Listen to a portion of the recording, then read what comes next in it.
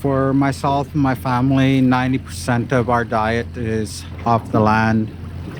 The reef that the Nathan E. Stewart is sitting on right now is where we harvest all of our sea cucumber and our sea urchins at low water.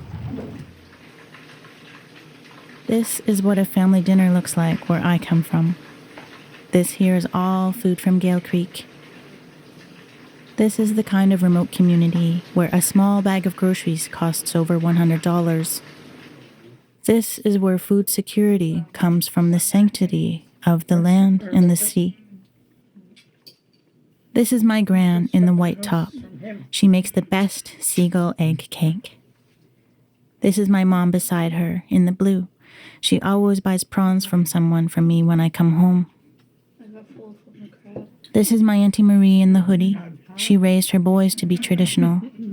Beside her is Robert, who hunted the ducks we're eating. That's me behind him.